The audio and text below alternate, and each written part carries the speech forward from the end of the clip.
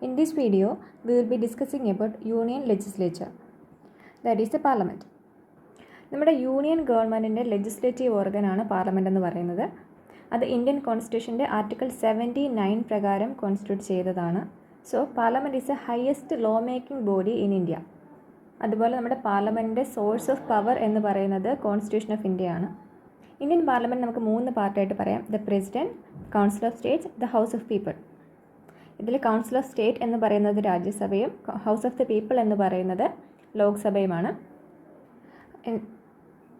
2 houses, അതായത് ലോക്സഭ, രാജ്യസഭ, അതുപോലെ പിന്നെ അതിൻ്റെ പ്രസിഡൻറ്റും കൂടി അടങ്ങുന്നതാണ് നമ്മുടെ പാർലമെൻറ്റ്. പക്ഷേ പ്രസിഡൻറ്റ് ഒരിക്കലും ഈ 2 ഹൗസിൽ മെമ്പർ ആയിരിക്കില്ല. അതുപോലെ കൗൺസിൽ ഓഫ് സ്റ്റേറ്റ്സിനെ അപ്പർ ഹൗസ് എന്ന് വിളിക്കുന്നു, ഹൗസ് ഓഫ് ദ പീപ്പിളിനെ ലോവർ ഹൗസ്, അതായത് Lok Sabha is a lower house. President parliament ഒരു ഇൻ്റഗ്രൽ പാർട്ടാണ്, പക്ഷേ ഒരു ഹൗസിന് മെമ്പർ അല്ല. ഇൻ്റഗ്രൽ പാർട്ടാണെന്ന് പറയാൻ കാരണം, ഇപ്പം 2 ഹൗസിൽ നിന്നും ഒരു ബില്ല് പാസ്സാക്കിയെങ്കിൽ അതിൽ പ്രസിഡൻറ്റിൻ്റെ അസൻറ്റ് കിട്ടാതെ ഒരിക്കലും ആ ബില്ല് ലോ ആവുകയില്ല. A bill passed by both the houses of parliament cannot become law without the president's assent. പിന്നെ വിത്ത് റെസ്പെക്ട് ടു പാർലമെൻറ്റ് പ്രസിഡൻറ്റിൻ്റെ ഫംഗ്ഷൻ എന്താണെന്ന് ചോദിച്ചാൽ, he summons and prorogues both houses, he can dissolve the Lok Sabha, he addresses both the houses. ഇനി parliament ഏതെങ്കിലും ഒരു ongoing session ഇല്ലെങ്കിൽ ആ ഒരു ടൈമിൽ ഓർഡിനൻസസ് ഇഷ്യൂ ചെയ്യാനും പ്രസിഡൻറ്റിന് പറ്റും. നെക്സ്റ്റ് കൗൺസിൽ ഓഫ് സ്റ്റേറ്റ്സ് അഥവാ Rajya Sabha, house of the elders എന്നൊക്കെ വിളിക്കാറുണ്ട്. രാജ്യസഭയിലെ മാക്സിമം മെമ്പേഴ്സ് 250 ആണ്. അതിൽ 238 പേര് സ്റ്റേറ്റ്സിനെയും യൂട്ടീസിനെയും റെപ്രസെൻ്റ് ചെയ്തിട്ടുള്ളവയാണ്. അവരെ ഇൻഡയറക്റ്റ്ലി ആണ് ഇലക്ട് ചെയ്യുന്നത്. ഇതുകൂടാതെ പ്രസിഡൻറ്റ് നോമിനേറ്റ് ചെയ്യുന്ന 12 പേരും കൂടെ കാണും. എന്തെങ്കിലും സ്പെഷ്യൽ നോളജോ പ്രാക്ടിക്കൽ എക്സ്പീരിയൻസ് ഉള്ള ആളുകൾ, അത് art, science, literature, social science, social service അങ്ങനെയുള്ള ഫീൽഡിൽ നിന്നും പ്രസിഡൻറ്റ് സെലക്ട് ചെയ്യുന്ന ഒരു 12 പേരെ നോമിനേറ്റ് ചെയ്യുന്നുണ്ട് രാജ്യസഭയിലേക്ക്. സോ മാക്സിമം സ്ട്രെങ്ത് 250 ആണ്. അതിൽ 238 എന്ന് പറയുന്നത് ഇൻഡയറക്ട്ലി എലക്ട് ചെയ്യുന്നതാണ്, സ്റ്റേറ്റ്സ് ആൻഡ് യൂട്ടീസിനെ റെപ്രസെൻ്റ് ചെയ്യുന്നതാണ്. അതിൽ 12 പേരെ പ്രസിഡൻറ്റ് നോമിനേറ്റ് ചെയ്യുന്നുണ്ട്. പ്രസൻ്റ്ലി നമ്മുടെ രാജ്യസഭയിൽ 245 മെമ്പേഴ്സാണുള്ളത്. അതിൽ 229 ആളുകൾ റെപ്രസെൻ്റ് ദ സ്റ്റേറ്റ്സ്, 4 പേര് യൂട്ടീസിനെ റെപ്രസെൻ്റ് ചെയ്യുന്നു, 12 പേരെ പ്രസിഡൻറ്റ് നോമിനേറ്റ് ചെയ്യുന്നുണ്ട്. ഇതൊരു ഇമ്പോർട്ടൻറ്റ് പോയിൻ്റാണ്. 4th സ്കെഡ്യൂളിലാണ് അലോക്കേഷൻ ഓഫ് സീറ്റ്സ്, രാജ്യസഭയുടെ അലോക്കേഷൻ ഓഫ് സീറ്റ്സിനെ കുറിച്ച് പറയുന്നത്. The 4th schedule of the Constitution deals with the allocation of seats in Rajya Sabha to the states and the UTs. പ്രസിഡൻറ്റിനെ കുറിച്ച് പറഞ്ഞപ്പോഴത്തേക്കും he can dissolve the Lok Sabha എന്ന് പറഞ്ഞിരുന്നു. പക്ഷേ രാജ്യസഭ എന്ന് പറയുന്നൊരു കണ്ടിന്യൂയിങ് ചേംബറാണ്, അതിനെ ഡിസോൾവ് ചെയ്ത് വിടാൻ പറ്റില്ല. സോ രാജ്യസഭ എന്ന് പറയുന്നത് ഒരു കണ്ടിന്യൂയിങ് ചേംബറാണ്, പെർമനൻറ്റ് ബോഡിയാണ്, നോട്ട് സബ്ജക്ട് ടു ഡിസൊല്യൂഷൻ. അവിടുത്തെ പ്രിസൈഡിംഗ് ഓഫീസർ ചെയർമാനും ഡെപ്യൂട്ടി ചെയർമാനുമായിരിക്കും. ഇനി രാജ്യസഭയുടെ എക്സ് ഒഫീഷ്യൽ ചെയർമാനായിട്ട് ആക്ട് ചെയ്യുന്ന നമ്മുടെ വൈസ് പ്രസിഡൻറ്റ് ഓഫ് ഇന്ത്യയാണ്. Next house of the people, Lok Sabha. ഇത് കോൺസ്റ്റിറ്റ്യൂട്ട് ചെയ്തത് ആർട്ടിക്കിൾ 81 പ്രകാരമാണ്. രാജ്യസഭ കോൺസ്റ്റിറ്റ്യൂട്ട് ചെയ്തിരിക്കുന്ന ആർട്ടിക്കിൾ 80 പ്രകാരം, പാർലമെൻറ്റ് ആർട്ടിക്കിൾ 79 പ്രകാരം.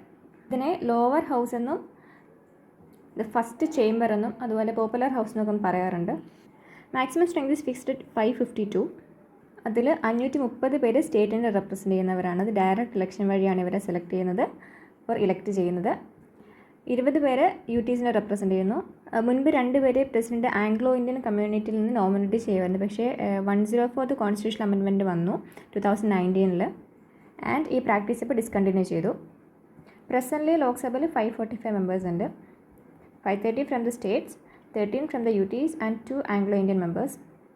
രാജ്യസഭ ഒരു പെർമനൻറ്റ് ചേംബറായിരുന്നു, അതുപോലെ ഒരു കണ്ടിന്യൂയിങ് ചേംബറായിരുന്നു. പക്ഷേ ലോക്സഭ എന്ന് പറയുന്നത് അതിനൊരു ഫിക്സഡ് ടേം ഉണ്ട്, 5 years ആണ് ഒരു ടേം പറയുന്നത്, normal term, and is not a continuing chamber. ഇനി 5 years നോർമൽ ടേം പറഞ്ഞാലും അതിന് മുൻപ് പ്രസിഡൻറ്റിന് ലോക്സഭ ഡിസോൾവ് ചെയ്യാൻ പറ്റും. അതുപോലെ in case of any national emergencies ഈ 5 year ടേം നമുക്ക് എക്സ്റ്റെൻഡ് ചെയ്യാനും പറ്റും by a law made by the parliament. ഇപ്പോൾ നാഷണൽ എമർജൻസി നടന്നുകൊണ്ടിരിക്കുന്ന എത്ര നാളത്തേക്ക് വേണമെങ്കിലും എക്സ്റ്റെൻഡ് ചെയ്യാൻ പറ്റും. പക്ഷേ once the emergency has cease to operate, പിന്നെ മാക്സിമം അതിനൊരു 6 months കൂടെ എക്സ്റ്റൻഷൻ കണ്ടിന്യൂ ചെയ്യാൻ പറ്റുള്ളൂ. രാജ്യസഭയുടെ പ്രിസൈഡിംഗ് ഓഫീസേഴ്സ് നമ്മൾ ചെയർമാൻ ആൻഡ് വൈസ് ചെയർമാൻ കണ്ടു. വൈസ് പ്രസിഡൻറ്റ് ഓഫ് ഇന്ത്യ ആയിരുന്നു അവിടുത്തെ chairman, X official ചെയർമാനായിട്ട് നിന്നതെങ്കിൽ. ലോക്സഭയുടെ presiding officer എന്ന് പറയുന്നത് സ്പീക്കറാണ്, സ്പീക്കർ ഓഫ് ലോക്സഭ. അതുപോലെ തന്നെ ഡെപ്യൂട്ടി സ്പീക്കർ ഓഫ് ലോക്സഭയുമുണ്ട്. അതുപോലെ ലോക്സഭയിലെ ഏതെങ്കിലും ഒരു മെമ്പർ റിസൈൻ ചെയ്യുകയാണെങ്കിൽ റെസിഗ്നേഷൻ ലെറ്റർ കൊടുക്കുന്നത് സ്പീക്കർക്കായിരിക്കും. ആൻഡ് രാജ്യസഭയിലെ ഏതെങ്കിലും മെമ്പർ റിസൈൻ ചെയ്യുകയാണെങ്കിൽ റെസിഗ്നേഷൻ ലെറ്റർ കൊടുക്കുന്നത് അവിടുത്തെ പ്രിസൈഡിംഗ് ഓഫീസറായിട്ടുള്ള ചെയർമാനായിരിക്കും. ഇനിയും ലോക്സഭയിലേക്ക് ഡയറക്റ്റ് ഇലക്ഷൻ വഴിയാണെന്ന് പറഞ്ഞു. ഓരോ മെമ്പറും ഓരോ കോൺസ്റ്റിറ്റ്യുവൻസി അഥവാ ഓരോ ജോഗ്രഫിക്കൽ ഏരിയനെ റെപ്രസെൻറ്റ് ചെയ്യുന്നവരായിരിക്കും. അതായത് ഡയറക്റ്റ് ഇലക്ഷൻ നടത്താനായിട്ട് ലോക്സഭയിലേക്ക് മെമ്പേഴ്സിനെ ഇലക്ട് ചെയ്യാനായിട്ട് ഡയറക്റ്റ് ഇലക്ഷൻ നടത്താൻ വേണ്ടിയിട്ട് ഓരോ സ്റ്റേറ്റിനെയും ടെറിട്ടോറിയൽ കോൺസ്റ്റിറ്റ്യുവൻസീസ് ആയിട്ട് ഡിവൈഡ് ചെയ്യും. എന്തിനാണെന്ന് വെച്ചാൽ the constitution ensures that there is uniformity of representation in 2 respects between different states and between the different constituencies in the same state. അതുപോലെ ഓരോ സെൻസസ് കഴിയുമ്പോഴും ഈ ഡേറ്റ അവർ അഡ്ജസ്റ്റ് ചെയ്യും ഓർ ഡീലിമിറ്റ് ചെയ്യും. സിംപ്ലി ബൗണ്ടറീസ് ഒക്കെ ഒന്നും കൂടെ ഒന്ന് ഡിറ്റർമൈൻ ചെയ്യും. എന്നിട്ട് 2 കേസിലാണ് ഇത്തരത്തിൽ അഡ്ജസ്റ്റ്മെൻറ്റ് നടത്തുന്നത്. ഒന്ന് allocation of seats in the Lok Sabha to the states and division of each state into territorial constituencies. ഇതിനുവേണ്ടി ഡീലിമിറ്റേഷൻ കമ്മീഷൻ ആക്ട് ഒക്കെ പാസ്സാക്കിയിട്ടുണ്ട്. ഇതിന് മുൻപ് 1991 സെൻസസ് ഒക്കെ വെച്ചിട്ടായിരുന്നു ഈ ലിമിറ്റേഷൻ നടത്തിക്കൊണ്ടിരുന്നത്. പക്ഷേ 87th അമെൻമെൻറ്റ് വന്നു 2003 എന്നിട്ട് അത് പ്രകാരം ഇപ്പം 1991 സെൻസസ് പ്രകാരമല്ല 2001 സെൻസസ് പ്രകാരമാണ് ഇപ്പോൾ ഡീലിമിറ്റേഷൻ നടത്തി വരുന്നത്. പിന്നെ റിസർവേഷൻ ഈസ് അബൌട്ട് റെപ്രസെൻറ്റേഷൻ. അതുകൊണ്ട് തന്നെ reservation of seats for SCs and STs ഉണ്ട്. നെക്സ്റ്റ് പാർലമെൻറ്റിലെ മെമ്പേഴ്സിൻ്റെ ക്വാളിഫിക്കേഷനാണ്. Qualification disqualification. അതിൽ ക്വാളിഫിക്കേഷൻ പറയുമ്പോൾ നമ്മൾ കോൺസ്റ്റിറ്റ്യൂഷൻ പ്രകാരമുള്ള ക്വാളിഫിക്കേഷൻ നോക്കും. പിന്നെ റെപ്രസെൻറ്റേഷൻ ഓഫ് പീപ്പിൾസ് ആക്ട് ഉണ്ട് 1951, അത് പ്രകാരമുള്ള ക്വാളിഫിക്കേഷൻ നോക്കും. കോൺസ്റ്റിറ്റ്യൂഷൻ പ്രകാരം മെമ്പർ എന്ന് പറയുന്നത് he must B A citizen of India. അതുപോലെ he or she must make and subscribe to an oath or affirmation before the person authorized by the election commission for this purpose. അതിൽ 2 കാര്യം swear ചെയ്യണം. To bear the true faith and allegiance to the constitution of India, to uphold the sovereignty and integrity of India. പിന്നെ he must not be less than 30 years of age in case of Rajya Sabha and not less than 25 years of age in case of Lok Sabha. So ലോക്സഭയുടെ കേസിൽ 25 വയസ്സാണ്, അതിൽ കുറവാകാൻ പാടില്ല. രാജ്യസഭയുടെ കേസിൽ house of elders ആണ് പറയുന്നതാണ്. So 30 years ആണ്, അതിൽ കുറയാൻ പാടില്ല. ഇനി പാർലമെൻറ്റ് എന്തെങ്കിലും ക്വാളിഫിക്കേഷൻ പറഞ്ഞിട്ടുണ്ടെങ്കിൽ അതും ഉണ്ടായിരിക്കണം. സോ കോൺസ്റ്റിറ്റ്യൂഷൻ പറയുന്ന ക്വാളിഫിക്കേഷൻ വെച്ചാൽ he must B citizen of India, Indian citizen ആയിരിക്കണം. അതുപോലെ സത്യപ്രതിജ്ഞ ചെയ്തിരിക്കണം. ഇനിയും ലോക്സഭയുടെ കേസിലാണെങ്കിൽ 25 years കുറയാൻ പാടില്ല. രാജ്യസഭയുടെ കേസിൽ 30 years കുറയാൻ പാടില്ല മെമ്പറിന്. ഇനിയും പാർലമെൻറ്റ് പറഞ്ഞിരിക്കുന്ന ക്വാളിഫിക്കേഷൻ എന്തൊക്കെയാണോ അതൊക്കെ ഉണ്ടായിരിക്കണം. Next representation of people's act പ്രകാരം റെപ്രസെൻറ്റേഷൻ ഓഫ് പീപ്പിൾസ് ആക്ട് 1951 പ്രകാരം 2 കാര്യങ്ങളാണുള്ളത്. First one, he must be registered as an elected for a parliamentary constituency. ഇത് ലോക്സഭയുടെ കേസിലായാലും രാജ്യസഭയുടെ കേസിലായാലും സെയിം ആണ്. He must be registered as an elected for a parliamentary constituency. ഇനിയും ഒരു സീറ്റ് റിസർവ് ചെയ്തിരിക്കുന്നതാണെങ്കിൽ SC or STക്ക് വേണ്ടി റിസർവ് ചെയ്തിരിക്കുന്ന സീറ്റാണെങ്കിൽ അതിലേക്ക് മത്സരിക്കുന്നവർ ഒരു SC or ST തന്നെ ആയിരിക്കണം. റിസർവ് ചെയ്യാത്ത സീറ്റിലേക്ക് ആർക്കും മത്സരിക്കാം. പക്ഷേ ഓൾറെഡി റിസർവ് ചെയ്ത് വെച്ചിരിക്കുന്ന സീറ്റിലേക്ക് SC or ST അവർക്കാണെങ്കിൽ അത് അവർ മാത്രമേ മത്സരിക്കാൻ പാടുള്ളൂ. So representation of people's act പ്രകാരം ഒരു രജിസ്റ്റേർഡ് ഇലക്ടർ ആയിരിക്കണം. ആൻഡ് ഒരു സീറ്റ് റിസർവ് ചെയ്ത് വെച്ചിരിക്കുന്നതാണെങ്കിൽ അതായത് ആരാണോ കോണ്ടസ്റ്റ് ചെയ്യുന്നത് അവർ ആ പെർട്ടിക്കുലർ കാറ്റഗറിയിൽ പെടുന്ന ആളായിരിക്കണം. ക്വാളിഫിക്കേഷൻ പറഞ്ഞു, നമുക്ക് ഡിസ്ക്വാളിഫിക്കേഷൻ കൂടെ നോക്കണം. ഡിസ്ക്വാളിഫിക്കേഷൻ എന്ന് പറഞ്ഞ പോലെ തന്നെ കോൺസ്റ്റിറ്റ്യൂഷൻ പ്രകാരം പറയുന്നുണ്ട്, റെപ്രസെൻറ്റേഷൻ ഓഫ് പീപ്പിൾസ് ആക്ട് 1951 പ്രകാരം പറയുന്നുണ്ട്. അത് കൂടാതെ ആൻറ്റി ഡിഫെക്ഷൻ ലോ പ്രകാരം, അതായത് കൂറുമാറ്റ നിരോധന നിയമപ്രകാരം അത് 10th ഷെഡ്യൂളിലാണ് ആഡ് ചെയ്തിരിക്കുന്നത്. സോ 10th ഷെഡ്യൂളിൽ disqualification on the ground of defection കൂടി പറയുന്നുണ്ട്. ഫസ്റ്റ് നമുക്ക് കോൺസ്റ്റിറ്റ്യൂഷൻ പറയുന്നത് എന്തൊക്കെയാണ് നോക്കാം. യാതൊരു രീതിയിലുള്ള ഓഫീസ് ഓഫ് പ്രോഫിറ്റ് ഉണ്ടാവാൻ പാടില്ല. ഇൻ കേസ് അദ്ദേഹത്തിന് ഏതെങ്കിലും ഒരു ഓഫീസ് ഓഫ് പ്രോഫിറ്റ് ഉണ്ടെന്നുണ്ടെങ്കിൽ അത് പാർലമെൻറ്റ് കൊടുത്തിട്ടുള്ള ഏതെങ്കിലും ഡ്യൂട്ടി ആയിരിക്കണം. ഇഫ് നോട്ട് അദ്ദേഹത്തിനെ ഡിസ്ക്വാളിഫൈ ചെയ്യും.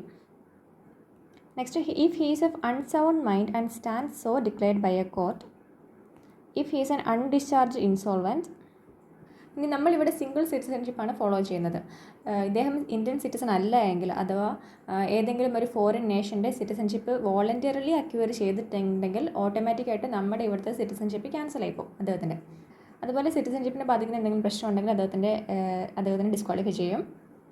If is so disqualified under any law made by the parliament. അപ്പോൾ ഏതെങ്കിലും ഒരു ഓഫീസ് ഓഫ് പ്രോഫിറ്റ് ഉണ്ടെന്നുണ്ടെങ്കിൽ, അതുപോലെ അൺസൗണ്ട് മൈൻഡ് ആണെങ്കിലോ അൺഡിസ്ചാർജ്ഡ് ഇൻസോൾവൻ്റ് ആണെങ്കിലോ സിറ്റിസൺഷിപ്പിനെ ബാധിക്കുന്ന എന്തെങ്കിലും പ്രശ്നം ഉണ്ടെങ്കിലോ ഇന്ത്യൻ സിറ്റിസൺഷിപ്പ് അല്ല അല്ലെങ്കിൽ വോളണ്ടറിലി വേറെ ഏതെങ്കിലും ഫോറിൻ സ്റ്റേറ്റിൻ്റെ സിറ്റിസൺഷിപ്പ് അക്വയർ ചെയ്തിട്ടുണ്ടെങ്കിലോ ഒക്കെ, അതുപോലെ പാർലമെൻറ്റ് ഉണ്ടാക്കിയ ഏതെങ്കിലും ലോ പ്രകാരം ഡിസ്ക്വാളിഫൈ ആയിട്ടുണ്ടെങ്കിലും ഈ പറഞ്ഞ എല്ലാ കേസിലും കോൺസ്റ്റിറ്റ്യൂഷൻ പ്രകാരം ആ പേഴ്സണെ ഡിസ്ക്വാളിഫൈ ചെയ്യും.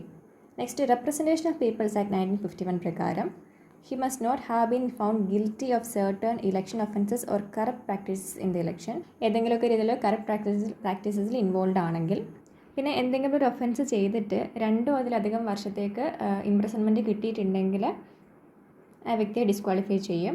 പക്ഷേ ഈ പ്രിവെൻറ്റീവ് ഡിറ്റൻഷൻ ലോയുടെ കേസിലാണ് അവരെ തടവിൽ വെക്കുന്നതെങ്കിൽ, കരുതൽ തടങ്കിലാണ് വെക്കുന്നതെങ്കിൽ അതൊരു ഡിസ്ക്വാളിഫിക്കേഷൻ അല്ല.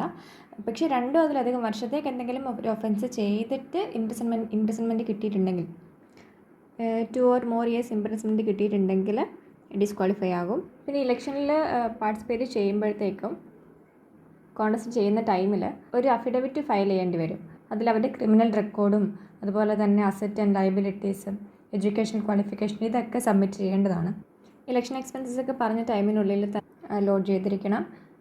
Also he must not have an interest in the government contracts works or services.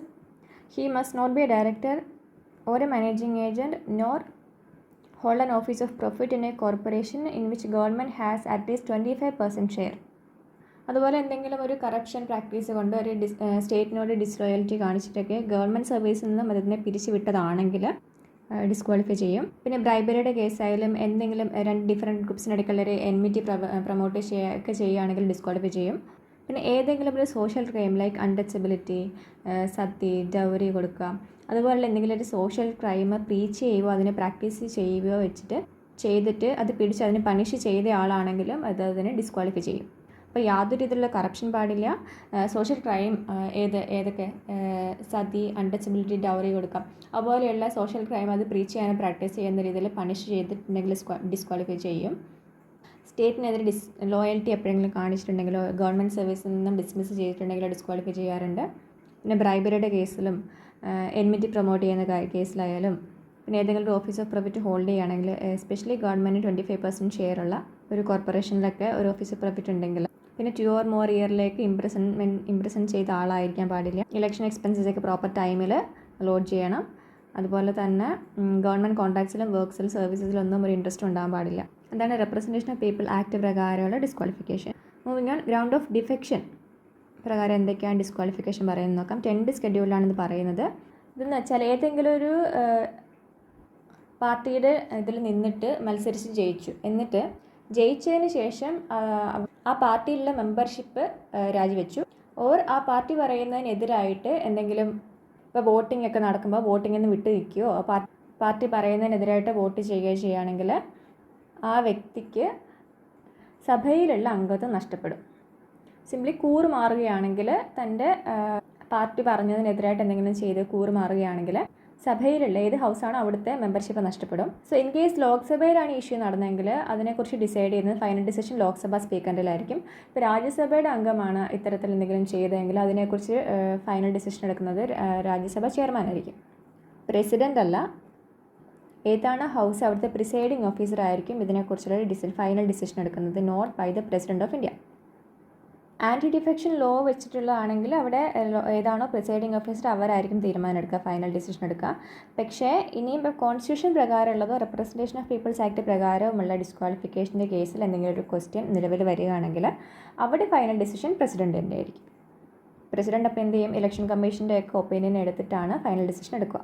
So 10th schedule പ്രകാരം if he or she voluntarily gives up the membership of the political party on whose ticket he is elected to the house, if he votes or abstains from voting in the house contrary to any direction given by his political party, അതുപോലെ political party പറയുന്നതിന് contrary ആയിട്ട് എന്തെങ്കിലും contradictory ആയിട്ട് എന്തെങ്കിലും ചെയ്യുകയാണെങ്കിലും, പിന്നെ if any independently elected member joins any political party and if any nominated member joins any political party after the expiry of 6 months.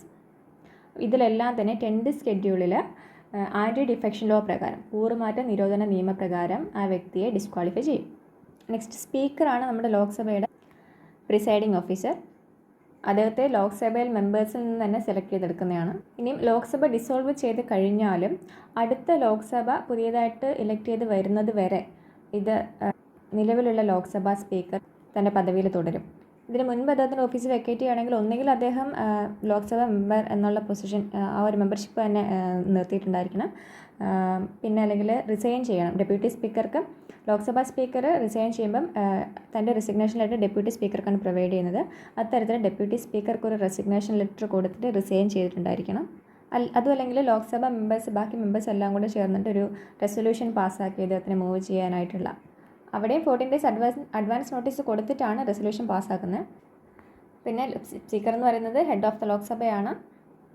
Lok Sabha relate ചെയ്ത് വരുന്ന എന്ത് പാർലമെൻറ്റ് മാറ്റർ ആയാലും ഇദ്ദേഹത്തിൻ്റെ ഡിസിഷൻ ഫൈനലായിരിക്കും. Principal spokesman of the house ആണ്. Just ഒരു presiding officer മാത്രമല്ല, അദ്ദേഹത്തിന് കുറച്ചും കൂടെ പവേഴ്സ് ഉണ്ട്. അദ്ദേഹമാണ് ഹൗസിൻ്റെ ഓർഡർ ആൻഡ് ഡെക്കോറം മെയിൻറ്റെയിൻ ചെയ്യുന്നത്. And in case of a tie അദ്ദേഹത്തിന് ഒരു കാസ്റ്റിംഗ് വോട്ട് പ്രൊവൈഡ് ചെയ്തിട്ടുണ്ട്. ഒരു കാസ്റ്റിംഗ് വോട്ട് ഉണ്ട്. ഫസ്റ്റ് ഇൻസ്റ്റൻസിൽ വോട്ട് ചെയ്യാൻ പറ്റില്ല, ബട്ട് സ്റ്റിൽ അദ്ദേഹത്തിന് ഒരു ടൈ, എന്തെങ്കിലും ഒരു പ്രശ്നത്തിൽ ഒരു ടൈ വരികയാണെങ്കിൽ ഒരു കാസ്റ്റിംഗ് വോട്ട് ലോക്സഭാ സ്പീക്കർക്കുണ്ട്. ഇനി പാർലമെൻറ്റിൻ്റെ ജോയിൻറ്റ് സിറ്റിംഗ് അത് പ്രിസൈഡ് ചെയ്യുന്നത് ലോക്സഭാ സ്പീക്കറാണ്. എന്തിനാണ് ജോയിൻറ്റ് സിറ്റിംഗ് സമ്മൺ ചെയ്യുന്നത് വെച്ചാൽ പ്രസിഡൻ്റാണ് ജോയിൻറ്റ് സിറ്റിംഗ് സമ്മൺ ചെയ്യുക to settle a deadlock between two houses on a bill. പിന്നെ ലോക്സഭയുടെ കേസിൽ ആൻറ്റി ഡിഫെക്ഷൻ ലോ പ്രകാരം ഒരു മെമ്പറിനെ ഡിസ്ക്വാളിഫൈ ചെയ്യണം എന്നുള്ളതിൽ ഫൈനൽ ഡിസിഷൻ ലോക്സഭാ സ്പീക്കർക്കാണ്. പിന്നെ ഒരു സീക്രട്ട് സിറ്റിംഗ് ഒക്കെ അലോ ചെയ്യാൻ പറ്റും ഹൗസിൽ. ഈ സീക്രട്ട് സിറ്റിംഗ് നടക്കുമ്പോഴത്തേക്കും ഒരു സ്ട്രേഞ്ചറിനോ ഒന്നും ചേംബറിലോ ലോബിയിലോ ഗാലറിയിലോ ഒന്നും ഇരിക്കാൻ പറ്റില്ല, പെർമിഷൻ ഇല്ലാണ്ട്. പിന്നെ ഏറ്റവും ഇമ്പോർട്ടൻ്റ് ആയിട്ടുള്ള കാര്യം എന്ന് പറഞ്ഞാൽ ഒരു മണി ബില്ലിൻ്റെ കേസിൽ ഫൈനൽ ഡിസിഷൻ എപ്പോഴും ലോക്സഭാ സ്പീക്കർക്കായിരിക്കും. He decides whether a bill is a money bill or not and his decision on this question is final.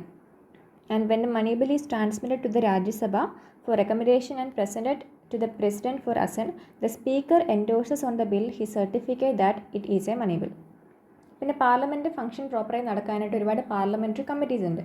അതിൽ ബിസിനസ് അഡ്വൈസറി കമ്മിറ്റിയുടെയും റൂൾസ് കമ്മിറ്റിയുടെയും ജനറൽ പർപ്പസ് കമ്മിറ്റിയുടെയും ഒക്കെ ചെയർമാനാണ് നമ്മുടെ സ്പീക്കർ എന്ന് പറയുന്നത്. He also appoints the chairman of all parliamentary committees of the Lok Sabha and supervises their functioning.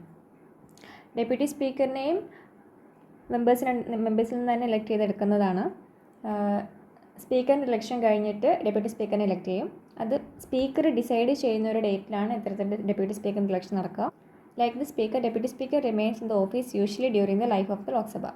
ഇനിയും സ്പീക്കറിൻ്റെ ഓഫീസ് വേക്കൻ്റ് ആണെങ്കിൽ അതിന് പകരമായിട്ട് അവിടുത്തെ ഫംഗ്ഷൻസ് ഡ്യൂട്ടീസൊക്കെ സ്പീക്കറുടെ ഡ്യൂട്ടീസ് ചെയ്യുന്ന ഡെപ്യൂട്ടി സ്പീക്കർ ആയിരിക്കും.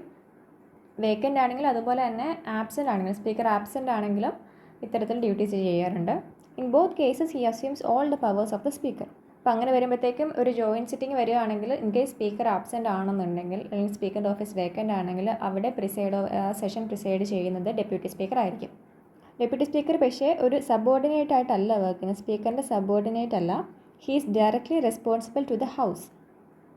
10th ലോക്സഭ വരെ ബോത്ത് സ്പീക്കറും ഡെപ്യൂട്ടി സ്പീക്കറും റൂളിംഗ് പാർട്ടിയിൽ നിന്ന് തന്നെയാണ് ഇലക്ട് ചെയ്ത് എടുത്തിരുന്നത്.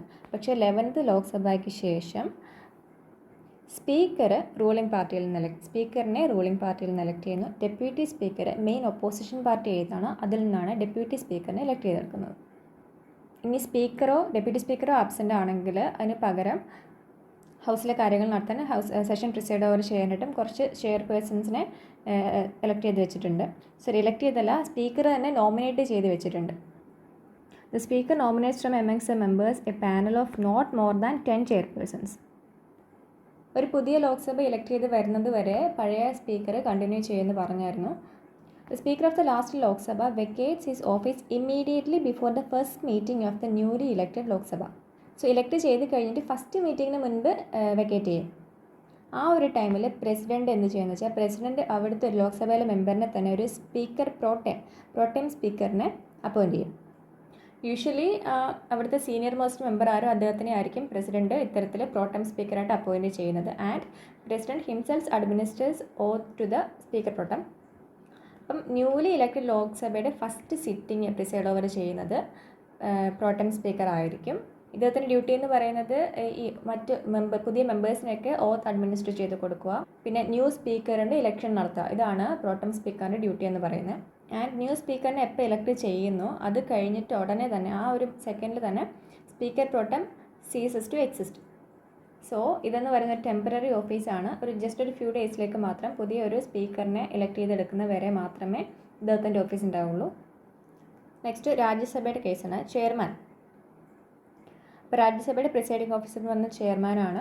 നമ്മുടെ എക്സ് ഒഫീഷ്യൽ ചെയർമാൻ ആയിട്ട് ആക്ട് ചെയ്യുന്നത്, രാജ്യസഭയുടെ എക്സ് ഒഫീഷ്യൽ ചെയർമാനായിട്ട് ആക്ട് ചെയ്യുന്നത് നമ്മുടെ വൈസ് പ്രസിഡൻ്റാണ്. Vice president of India act as ex official chairman of Rajya Sabha. അങ്ങനെ വരുമ്പോൾ വൈസ് പ്രസിഡന്റ് ഓഫീസിൽ നിന്ന് അദ്ദേഹത്തിനെ റിമൂവ് ചെയ്യുകയാണെങ്കിൽ മാത്രമേ രാജ്യസഭയുടെ ചെയർമാൻ എന്ന പൊസിഷനിൽ നിന്നും അദ്ദേഹത്തിനെ റിമൂവ് ചെയ്യാൻ പറ്റുള്ളൂ. പവേഴ്സ് ആൻഡ് ഫങ്ഷൻസ് എന്ന് പറയുന്നത് ലോക്സഭാ സ്പീക്കറിൻ്റെ പവേഴ്സിനോട് സിമിലർ ആണ്. പക്ഷേ ലോക്സഭാ സ്പീക്കറിന് കുറച്ച് അധികം പവേഴ്സ് ഉണ്ട്. അതിൽ ഏറ്റവും ഇമ്പോർട്ടൻറ്റ് പവർ എന്ന് പറയുന്നത് Lok Sabha സ്പീക്കറാണ്. he decides whether a bill is a money bill or not, and his decision on this question is final. പിന്നെ അതുപോലെ തന്നെ ഒരു ജോയിൻറ്റ് സിറ്റിംഗ് നടത്തുമ്പം അതിനെ പ്രിസൈഡ് ഓവർ ചെയ്യുന്നത് ലോക്സഭാ സ്പീക്കറാണ്. പിന്നെ സ്പീക്കർ എന്ന് പറയുന്നത് ഹൗസിലെ തന്നെ ലോക്സഭയിലെ മെമ്പറായിരിക്കും. ലോക്സഭാ സ്പീക്കർ എന്ന് പറയുന്നത് ലോക്സഭയിലെ തന്നെ മെമ്പേഴ്സിൽ നിന്ന് ഇലക്ട് ചെയ്തെടുക്കുന്നതാണ്. പക്ഷേ രാജ്യസഭാ ചെയർമാൻ എന്ന് പറയുന്നത് വൈസ് പ്രസിഡൻ്റാണ്. അതുപോലെ തന്നെ chairman is not member of the house. പിന്നെ കാസ്റ്റിംഗ് വോട്ടിൻ്റെ കേസിൽ ലോക്സഭാ സ്പീക്കറിനും രാജ്യസഭാ ചെയർമാനും ഏകദേശം ഒരുപോലെ തന്നെയാണ് റൈറ്റ്. ആദ്യം ഫസ്റ്റ് ഇൻസ്റ്റൻസിൽ വോട്ട് ചെയ്യാൻ പറ്റില്ല, പക്ഷേ ഒരു കാസ്റ്റിംഗ് വോട്ടുണ്ട് in case of a tie. ഇവരുടെ സാലറീസും കാര്യങ്ങളൊക്കെ ഫിക്സ് ചെയ്യുന്നത് പാർലമെൻറ്റാണ്. ആൻഡ് കൺസോളിഡേറ്റഡ് ഫണ്ട് ഓഫ് ഇന്ത്യയിൽ നിന്നാണ് ഇവ ചാർജ് ചെയ്യുന്നത്. ഇനി ഇൻ കേസ് വൈസ് പ്രസിഡൻറ്റിൻ്റെ പൊസിഷൻ വേക്കൻ്റ് ആയി, അപ്പോൾ ആ ടൈമിലേക്ക് വൈസ് പ്രസിഡൻറ്റ് ഡ്യൂട്ടി നടപ്പിലാക്കുകയാണെങ്കിൽ അപ്പോൾ ആ ടൈമിൽ രാജ്യസഭാ ചെയർമാൻ എന്നുള്ള രീതിയിലുള്ള അലവൻസ് ആയിരിക്കില്ല കിട്ടുന്നത്, പകരം പ്രസിഡൻറ്റിൻ്റെ അലവൻസ് ആയിരിക്കും കിട്ടുക. നേരത്തെ പറഞ്ഞ കേസിൽ ഇൻ കേസ് വൈസ് പ്രസിഡൻറ്റിൻ്റെ ഡ്യൂട്ടി ചെയ്യണമെന്നുണ്ടെങ്കിൽ അപ്പം രാജ്യസഭ ചെയർമാൻ എന്നുള്ള ഒരു സ്പേസ് വേക്കൻ്റ് ആകും. അപ്പോൾ ആ ടൈമിൽ രാജ്യസഭ ചെയർമാനായിട്ട് ആക്ട് ചെയ്യുന്നതാണ് deputy chairman of Rajya Sabha. Performs the duty of chairman's office when it is vacant or when the vice president act as a president or discharges the functions of the president. Deputy സ്പീക്കറുടെ case പറഞ്ഞ പോലെ തന്നെ he is not a subordinate to the chairman, he is directly responsible to the house, that is Rajya Sabha. Chairman or deputy chairman absent ആവുന്ന കേസിൽ chairman മുൻപ് തന്നെ കുറച്ച് panel of 5 ചെയർപേഴ്സൺസിനെ nominate ചെയ്ത് വെച്ചിട്ടുണ്ടാവും. സോ ഇവർ രണ്ടുപേരും ആബ്സെൻ്റ് ആണെങ്കിൽ പിന്നെ സെഷൻസ് പ്രിസൈഡ് ചെയ്യുന്നത് ഇത്തരത്തിലുള്ള നോമിനേറ്റ് ചെയ്ത് നേരത്തെ വെച്ചിരുന്ന വൈസ് ചെയർപേഴ്സൺസ് ആയിരിക്കും. A member of the panel of vice chairpersons cannot preside over the house when the office of the chairman or the deputy chairman is vacant. During such time, the chairman's duties are to be performed by such member of the house as the president may appoint for the purpose. In case position vacant ആണെങ്കിൽ ചെയർമാൻ്റെ deputy chairman absent ആണെങ്കിലാണ് ഇത്തരത്തിലുള്ള panel of vice chairpersons അവരാരെങ്കിലും കാര്യം നോക്കുക പ്രിസൈഡ് ചെയ്യുക session. പക്ഷേ ഇവരുടെ office vacant ആണെന്നുണ്ടെങ്കിൽ president appoint ചെയ്യുന്ന ആരെങ്കിലും ആയിരിക്കും ഇത്തരത്തിലുള്ള ഡ്യൂട്ടീസ് ചെയ്യുന്നത്. ആൻഡ് പെട്ടെന്ന് തന്നെ ഇലക്ഷൻസ് വെച്ചിട്ട് വേക്കൻറ്റ് പോസ്റ്റ് ഫില്ല് ചെയ്യാൻ നോക്കും. ഇനി രാജ്യസഭയും ലോക്സഭയും ഈക്വൽ ആണോ എന്ന് ചോദിച്ചാണ്. പക്ഷേ ലോക്സഭയ്ക്ക് അഡീഷണൽ പവർ ഉണ്ടോ എന്ന് വെച്ചാൽ ലോക്സഭയ്ക്ക് അഡീഷണൽ പവർ ഉണ്ട്. രാജ്യസഭയ്ക്ക് അതുപോലെ തന്നെ സ്പെഷ്യൽ പവേഴ്സ് ഉണ്ട്. രാജ്യസഭയും ലോക്സഭയും ഈക്വൽ സ്റ്റാറ്റസ് എടുക്കുന്നത് വെച്ചാൽ ഓർഡിനറി ബില്ലിൻ്റെ പാസേജിലും ഇൻട്രൊഡക്ഷനിലും ഒക്കെ വരുമ്പോൾ, അതുപോലെ തന്നെ കോൺസ്റ്റിറ്റ്യൂഷണൽ അമെൻമെൻറ്റ് ബില്ലിൻ്റെ കേസിലാണെങ്കിലും, പിന്നെ മറ്റ് ഫിനാൻഷ്യൽ ബിൽസ്, മണി ബിൽ അല്ല മറ്റ് ഫിനാൻഷ്യൽ ബിൽസ്, മണി ബില്ലിൽ ലോക്സഭയ്ക്കാണ് പവർ വരിക. Next election and impeachment of the president കേസിലും രാജ്യസഭയ്ക്ക് ഈക്വൽ പവറാണ് ലോക്സഭയുമായിട്ട്. ഇത് പ്രസിഡൻ്റ് ആയാലും വൈസ് പ്രസിഡൻ്റ് കേസ് ആയാലും. പക്ഷേ വൈസ് പ്രസിഡൻ്റ് കേസിൽ ഇത് രാജ്യസഭയിൽ മാത്രം ഇനിഷ്യേറ്റ് ചെയ്യാൻ പറ്റും, കാരണം രാജ്യസഭയുടെ ചെയർമാനാണ് വൈസ് പ്രസിഡൻ്റ് എന്ന് പറയുന്നത്. Rajya Sabha alone can initiate the removal of the vice president. He is removed by a resolution passed by Rajya Sabha by an effective majority. അതൊരു സ്പെഷ്യൽ മെജോറിറ്റി ആണ്. And agreed to by the Lok Sabha by a simple majority. So ചെയർമാനെ remove ചെയ്യാനായിട്ട് രാജ്യസഭയിൽ നിന്ന് effective മെജോറിറ്റിയും ലോക്സഭയിൽ നിന്ന് ആ കേസിലൊരു simple majority മതിയാവും. പിന്നെ ഈക്വൽ പവർ എന്ന് പറയുന്നത് ചീഫ് ജസ്റ്റിസിനെ റിമൂവ് ചെയ്യാനും സുപ്രീം കോടതി ജഡ്ജസിനെയൊക്കെ റിമൂവ് ചെയ്യുന്ന കേസിലായാലും, ചീഫ് ഇലക്ഷൻ കമ്മീഷണർ, പിന്നെ ക്യാഗ്, കൺട്രോളർ ആൻഡ് ഓഡിറ്റർ ജനറൽ ഇവരെയൊക്കെ റിമൂവ് ചെയ്യുന്ന കേസിൽ റെക്കമെൻഡേഷൻ പ്രസിഡന്റിനെ റെക്കമെൻഡ് ചെയ്യാനായിട്ട് അതിൽ രാജ്യസഭയ്ക്കും ലോക്സഭയ്ക്കും ഈക്വൽ പവേഴ്സാണ്. പിന്നെ പ്രസിഡന്റ് ഇഷ്യൂ ചെയ്യുന്ന ഓർഡിനൻസിന് അപ്രൂവൽ കൊടുക്കുന്നത് approval of proclamation of all 3 types of emergencies by the president. പിന്നെ ഇമ്പോർട്ടൻ്റ് ചോദിക്കുകയാണെങ്കിൽ enlargement of jurisdiction of the supreme court and the UPSC. Next Rajya Sabha is unequal to Lok Sabha എന്ന് വെച്ചാൽ ലോക്സഭയ്ക്ക് എവിടേക്കാണ് സ്പെഷ്യൽ പവേഴ്സ് കിട്ടുന്നത്. ഒരു മണി ബില്ല് നമുക്ക് ലോക്സഭയിൽ മാത്രമാണ് ഇൻട്രൊഡ്യൂസ് ചെയ്യുന്നത്. അപ്പോൾ money bill can be introduced only in Lok Sabha and not in Rajya Sabha. അതുപോലെ തന്നെ നോ കോൺഫിഡൻസ് മോഷനും can be introduced and passed only in Lok Sabha, no confidence മോഷനും. പിന്നെ council of ministers collectively responsible to ലോക്സഭയാണ്. Council of ministers collectively responsible to Lok Sabha. പിന്നെ important ആയിട്ട് ഒരു national emergency discontinue ചെയ്യാനുള്ള റെസൊല്യൂഷൻ അത് ലോക്സഭയിൽ മാത്രമേ പാസ്സാക്കാൻ പറ്റുള്ളൂ. A resolution for the discontinuance of the national emergency can be passed only by the Lok Sabha and not by the Rajya Sabha. പിന്നെ ജോയിൻറ്റ് സിറ്റിംഗ്, ബോത്ത് ഹൗസസിൻ്റെയും ജോയിൻറ്റ് സിറ്റിംഗ് പ്രിസൈഡ് ഓവർ ചെയ്യുന്ന ലോക്സഭ സ്പീക്കറാണ്. Rajya Sabha can only discuss the budget but cannot vote on the demands for grants. അതും ഈ പറഞ്ഞ പോലെ ലോക്സഭയുടെ മാത്രം എക്സ്ക്ലൂസീവ് പ്രിവിലേജാണ്. Rajya Sabha can discuss the budget, പക്ഷേ ഡിമാൻഡ്സ് ഫോർ ഗ്രാൻസിന് വേണ്ടി വോട്ട് ചെയ്യാൻ പറ്റില്ല. അതുപോലെ തന്നെ നോ കോൺഫിഡൻസ് മോഷൻ എന്ന് പറയുന്നത്, നോ കോൺഫിഡൻസ് മോഷൻ ലോക്സഭയിൽ മാത്രമേ പാസ്സാക്കാൻ പറ്റുള്ളൂ. Why so? Because council of ministers എന്ന് പറയുന്നത് collectively responsible to Lok Sabha only. Rajya Sabha can criticise and all, പക്ഷേ റിമൂവ് ചെയ്യാൻ പറ്റില്ല. ഇനി സ്പെഷ്യൽ പവേഴ്സ് ഓഫ് രാജ്യസഭ എന്താണ്? It can authorise the parliament to make a law on the subject enumerated in the state list. State ലിസ്റ്റിലുള്ള എന്തെങ്കിലും കാര്യത്തിന് വേണ്ടി ഒരു ലോ ഉണ്ടാക്കാൻ പാർലമെൻറ്റിനെ ഓതറൈസ് ചെയ്യാൻ രാജ്യസഭയ്ക്ക് പറ്റും. അതുപോലെ തന്നെ new all India services create ചെയ്യാൻ, സെൻറ്ററിന് വേണ്ടിയിട്ടായാലും സ്റ്റേറ്റിന് വേണ്ടിയിട്ടാണെങ്കിലും കോമൺ ആയിട്ട് പുതിയൊരു ഓൾ ഇന്ത്യ സർവീസ് ക്രിയേറ്റ് ചെയ്യാനും പാർലമെൻറ്റിനെ ഓതറൈസ് ചെയ്യാൻ രാജ്യസഭയ്ക്ക് പറ്റും. പിന്നെ വൈസ് പ്രസിഡൻറ്റിൻ്റെ റിമൂവൽ, അത് ഇനിഷ്യേറ്റ് ചെയ്യാനായിട്ട് രാജ്യസഭയ്ക്ക് മാത്രമായിട്ട് ഇനിഷ്യേറ്റ് ചെയ്യാൻ പറ്റും. It alone can initiate a move for the removal of the vice president. ഇനിയും രാജ്യസഭയുടെ സിഗ്നിഫിക്കൻസ് എന്താണെന്ന് ചോദിക്കുകയാണെങ്കിൽ, ഇപ്പം നമ്മൾ നോക്കുകയാണെങ്കിൽ ലോക്സഭയ്ക്ക് മണി ബില്ലിൻ്റെ കേസിലൊക്കെ കുറേ പവർ ലോക്സഭയ്ക്കാണ് കൂടുതലെന്ന് തോന്നും. പക്ഷേ എന്തുകൊണ്ടാണ് രാജ്യസഭ ഇപ്പോഴും വെച്ചത്? ബൈക്കാമറൽ ലെജിസ്ലേച്ചർ എന്തുകൊണ്ടാണ് ഇപ്പോഴും സെൻറ്ററിൽ കണ്ടിന്യൂ ചെയ്യുന്നത്? ലോക്സഭയ്ക്കാണ് പവറിൽ, എന്തുകൊണ്ട് ലോക്സഭ മാത്രം വെച്ചാൽ പോരാ? വൈ രാജ്യസഭ ആൻഡ് ലോക്സഭ ഇവിടെ കണ്ടിന്യൂ ചെയ്ത് പോകുന്നു?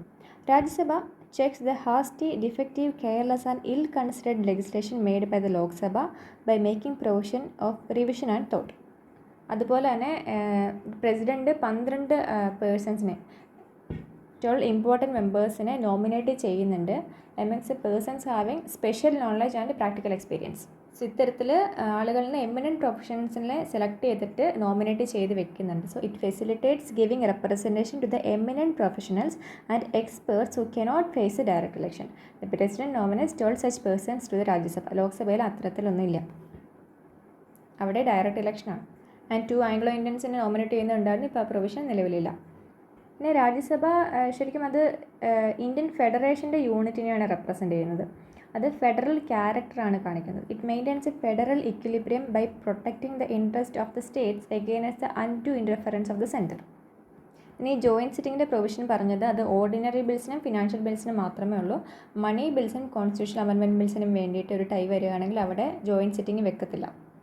In case of a money bill, Lok Sabha has overriding powers, while a constitutional amendment കേസിലാണെങ്കിൽ it has to be passed by each house separately. അപ്പോൾ constitutional amendment bill must be passed by each house separately and ലോക്സഭയ്ക്ക് മണി ബില്ലിൻ്റെ കേസിൽ ഓവർറൈഡിങ് powers ഉണ്ട്. So ഇതിന് രണ്ടിൻ്റെ കേസിലും joint sitting വരത്തില്ല. And joint sitting വരുന്നത് ordinary ബിൽസിൻ്റെ കേസിലോ മറ്റ് ഫിനാൻഷ്യൽ ബിൽസിൻ്റെ കേസിലോ ഒക്കെ എന്തെങ്കിലും ഒരു ടൈ വരുമ്പോഴാണ് ജോയിൻറ്റ് സിറ്റിംഗ് വരിക. അപ്പോൾ അവിടെ ജോയിൻറ്റ് സിറ്റിംഗിൽ പ്രിസൈഡിംഗ് ഓഫീസർ എന്ന് പറയുന്ന ലോക്സഭ സ്പീക്കർ ആയിരിക്കും. Multi functional role of parliament. Indian politico administrative സിസ്റ്റത്തിൽ പാർലമെൻറ്റിനാണ് സെൻട്രൽ പൊസിഷൻ കിട്ടുന്നത്. And it has a multi functional role. It enjoys extensive powers and performs a variety of functions towards the fulfillment of its constitutionally expected role. അതിൻ്റെ powers and functions നമുക്ക് പലതായിട്ട് classify ചെയ്യാം. Legislative, executive, judiciary, പിന്നെ financial powers, constitutional powers, electoral powers. Legislative നോക്കുകയാണെങ്കിൽ അതിൽ important ആയിട്ട് പറയാൻ എന്താ പറ്റുക? Primary function of the parliament is to make laws for the governance of the country. പാർലമെൻറ്റാണ് highest law making body in India and it has exclusive power to make laws on the subjects enumerated in the union list on the residuary subjects. ഇപ്പോൾ union ലിസ്റ്റും അതുകൂടാതെ residuary സബ്ജക്റ്റിലും means 3 ലിസ്റ്റിലും പെടാതെ കിടക്കുന്ന സബ്ജക്റ്റിലൊക്കെ ആണെങ്കിലും law make ചെയ്യാനുള്ള exclusive power പാർലമെൻറ്റുണ്ട്. Parliament ഉണ്ടാക്കുന്ന ലോസ് അത് എക്സിക്യൂട്ട് ചെയ്യുന്നതാണ് ഒരു എക്സിക്യൂട്ടീവിൻ്റെ ഡ്യൂട്ടി എന്ന് പറയുന്നത്. Parliament makes laws in a skeleton form and authorises the executive to make detailed rules and regulations within the framework of the parent law. അപ്പോൾ എക്സിക്യൂട്ടീവ്സ് അത് പ്രോപ്പറായിട്ട് എക്സിക്യൂട്ട് ചെയ്യുന്നു. ഡീറ്റെയിൽഡ് റൂളും റെഗുലേഷനും ഒക്കെ വെച്ചിട്ട് നല്ല രീതിയിൽ അത് എക്സിക്യൂട്ട് ചെയ്യുന്നു.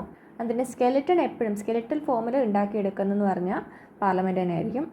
This is known as a delegated legislation or executive legislation or subordinate legislation. നമുക്ക് ശരിക്കും 3 ലിസ്റ്റുകളുണ്ട്. Union list, state list, concurrent list എന്ന് പറഞ്ഞിട്ട്. അപ്പോൾ യൂണിയൻ ലിസ്റ്റുള്ള എന്ത് കാര്യത്തിലും ലോ ഉണ്ടാക്കാനുള്ള എക്സ്ക്ലൂസീവ് അതോറിറ്റി പാർലമെൻറ്റിനുണ്ട്. സ്റ്റേറ്റിൻ്റെ പരിധിയിൽ വരുന്ന കാര്യങ്ങളാണ് സ്റ്റേറ്റ് ലിസ്റ്റ് വരുന്നത്. അതിലും ലോ നടപ്പിലാക്കാൻ പാർലമെൻറ്റിന് പറ്റും. ചില കണ്ടീഷൻസ് ഉണ്ട്. കൺകറൻറ്റ് ലിസ്റ്റിൽ 2 പേർക്കും കൂടെ നോക്കാൻ പറ്റുന്ന കാര്യങ്ങളാണ് കൺകറൻറ്റ് ലിസ്റ്റിൽ ഉൾപ്പെട്ടിട്ടുള്ളത്. പക്ഷേ with regard to concurrent list the parliament has overriding powers. അതായത് സ്റ്റേറ്റ് ലെജിസ്ലേച്ചറും പാർലമെൻറ്റും തമ്മിലൊരു കോൺഫ്ലിക്റ്റ് വരുവാണ്, എന്തെങ്കിലും ഒരു ലോയിൻ്റെ കേസിൽ, കൺകറൻറ്റ് ലിസ്റ്റിലുള്ള ഒരു ലോയുടെ കേസിൽ എന്തെങ്കിലും ഒരു കോൺഫ്ലിക്റ്റ് അറൈസ് ചെയ്യുവാണെങ്കിൽ അവിടെ ഓവർ റൈഡിങ് പവർ എന്ന് പറയുന്നത് പാർലമെൻറ്റിനായിരിക്കും. ഇനി സ്റ്റേറ്റ് ലിസ്റ്റിലും പാർലമെൻറ്റിന് ലോസ് ഉണ്ടാക്കാനുള്ള അധികാരം കിട്ടും ചില അബ്നോർമൽ സർക്കംസ്റ്റാൻസസിൽ. When Rajya Sabha passes a resolution to that effect, പിന്നെ when proclamation of national emergency, ഒരു നാഷണൽ എമർജൻസി വരുമ്പോഴോ, അല്ലെങ്കിൽ 1 or 2 അധികം സ്റ്റേറ്റ്സ് പാർലമെൻറ്റിനോട് റിക്വസ്റ്റ് ചെയ്ത് സ്റ്റേറ്റ് ലിസ്റ്റിലുള്ള ഈ ഒരു കാര്യത്തിൽ നടപടി സ്വീകരിക്കണമെന്ന് റിക്വസ്റ്റ് ചെയ്യുകയാണെങ്കിലോ, പിന്നെ ഏതെങ്കിലും ഒരു സ്റ്റേറ്റിൽ പ്രസിഡൻസ് റൂളാണ് നടക്കുന്നത്, സ്റ്റേറ്റ് എമർജൻസി വന്നു, ആ സ്റ്റേറ്റിൻ്റെ ഇപ്പം പ്രസിഡൻറ്റ് റൂളിലാണെങ്കിൽ അപ്പോഴും അവിടെ ആവശ്യമുള്ള സ്റ്റേറ്റ് ലിസ്റ്റിൽ മാറ്റങ്ങൾ വരുത്താനായിട്ട് ആ സ്റ്റേറ്റിൻ്റെ കാര്യങ്ങളിൽ ലോ ഉണ്ടാക്കാനായിട്ട് പാർലമെൻറ്റിന് പറ്റും.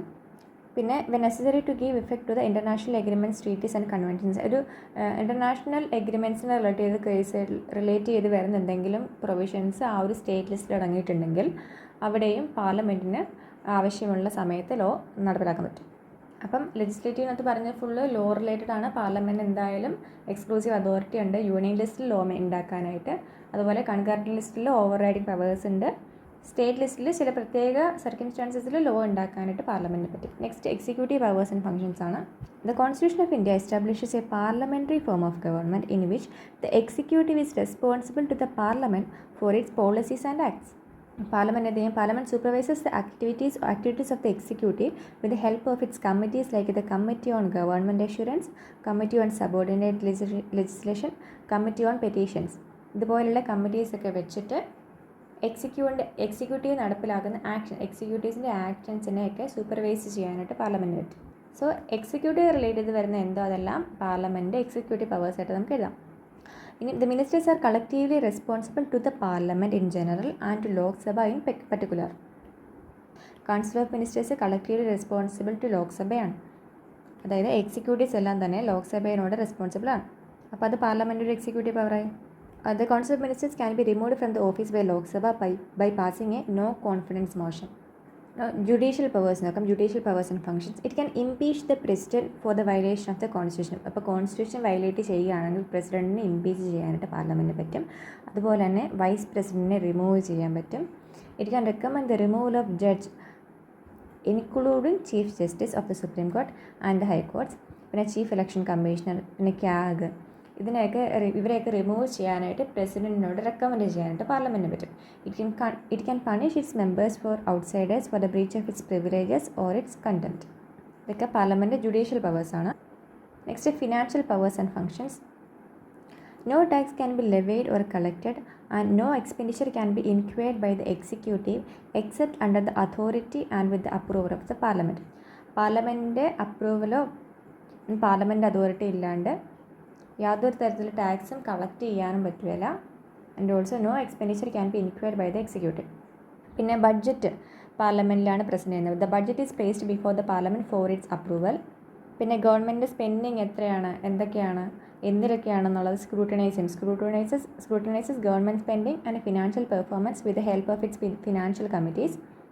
These include Public Accounts Committee, Estimates Committee and Committee on Public Undertakings. അപ്പോൾ ഇതിൻ്റെ ഈ ഫിനാൻഷ്യൽ കമ്മിറ്റീസൊക്കെ വെച്ചിട്ട് ഗവൺമെൻറ്റിൻ്റെ സ്പെൻഡിങ്ങിനെ സ്ക്രൂട്ടനൈസ് ചെയ്യും.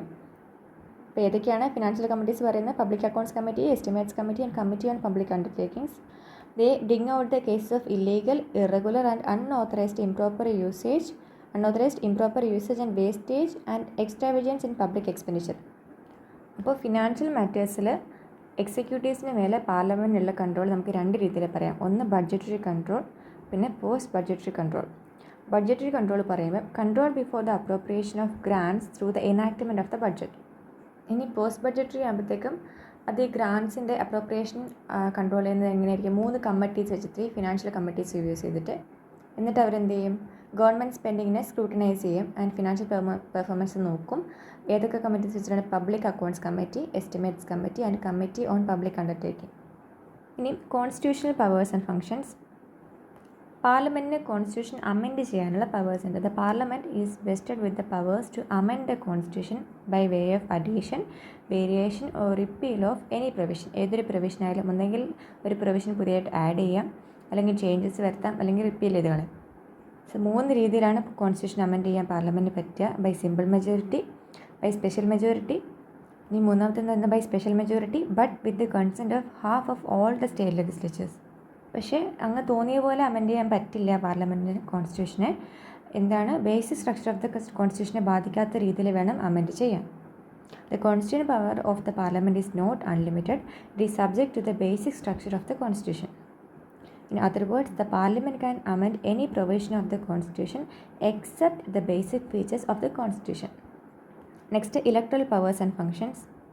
The parliament participates in the election of the president and elects the vice president. President election ആയാലും vice president election ആയാലും ഇതിൽ participate ചെയ്യുന്നുണ്ട്. Lok Sabha elects it's speaker and deputy speaker. Lok Sabha അവരുടെ മെമ്പേഴ്സിൽ നിന്ന് തന്നെ സ്പീക്കറിനെയും ഡെപ്യൂട്ടി സ്പീക്കറിനെ ഇലക്ട് ചെയ്യുകയാണ് ചെയ്യുന്നത്. While Rajya Sabha elects it's deputy chairman. Rajya Sabha അതിൻ്റെ ഡെപ്യൂട്ടി ചെയർമാനെയാണ് ഇലക്ട് ചെയ്യുന്നത്. എന്തുകൊണ്ടാണ് ചെയർമാനെ ഇലക്ട് ചെയ്യാത്തത്? കാരണം നമ്മുടെ വൈസ് പ്രസിഡൻ്റാണ് രാജ്യസഭയുടെ എക്സ് ഒഫീഷ്യോ ചെയർമാനായിട്ട് ആക്ട് ചെയ്യുന്നത്. അപ്പോൾ അതുകൊണ്ട് ഡെപ്യൂട്ടി ചെയർമാനെ മാത്രം രാജ്യസഭയ്ക്ക് ഇലക്ട് ചെയ്താൽ മതിയാവും. The Parliament is also authorized to make laws to regulate the elections to the offices of the President and the Vice President to both the House of the Parliament and to both the House of the State Legislature. അപ്പോൾ ഇത് ഏത് തന്നെയായാലും പാർലമെൻറ്റിലേക്കുള്ളതായാലും state ലെജിസ്ലേച്ചറിലേക്കുള്ളതായാലും പ്രസിഡൻറ്റിൻ്റെ ആയാലും vice പ്രസിഡൻറ്റിൻ്റെ ആയാലും ഒക്കെ election relate ചെയ്തിട്ടുള്ള എന്ത് കേസിലും ലോസിനെയൊക്കെ റെഗുലേറ്റ് ചെയ്യാനുള്ള അതോറിറ്റി ആർക്കുണ്ട്? പാർലമെൻറ്റിനുണ്ട്. അതിനുവേണ്ടി പാർലമെൻറ്റ് ഓൾറെഡി കുറച്ച് ലോസൊക്കെ ഇനാക്ട് ചെയ്തിട്ടുണ്ട്. The presidential and vice presidential election act 1952, the representation of people act 1950, the representation of people act 1951. അപ്പോൾ ഇത് പ്രകാരമാണ് നമ്മളിപ്പം ഡിസ്ക്വാളിഫിക്കേഷനും ക്വാളിഫിക്കേഷനൊക്കെ പറയുമ്പം കൺസിഡർ ചെയ്യുന്നു. ഇതുകൂടാതെ കുറച്ച് പവേഴ്സ് അല്ലാതെ ഉണ്ട്. അത്ര പവേഴ്സ് ആൻഡ് ഫങ്ഷൻസ് നോക്കുകയാണെങ്കിൽ it serves as the highest deliberative body in the country. It discusses various issues on national and international significance. ഇനി പ്രസിഡൻറ്റ് പ്രൊക്ലെയിം ചെയ്യുന്ന 3 type emergencies national, state, financial ആയാലും ഇതെല്ലാം അപ്രൂവ് ചെയ്യുന്നത് പാർലമെൻറ്റാണ്. ഇനി it can create or abolish the state legislative councils on the recommendation of the concerned state legislative assemblies. Bicameral ലെജിസ്ലേച്ചറുള്ള സ്റ്റേറ്റിലൊക്കെ assembly പറയുകയാണെങ്കിൽ ഒരു സ്റ്റേറ്റ് ലെജിസ്ലേറ്റീവ് കൗൺസിൽ ക്രിയേറ്റ് ചെയ്യാനോ അബോളിഷ് ചെയ്യാനോ പാർലമെൻറ്റിന് പറ്റും.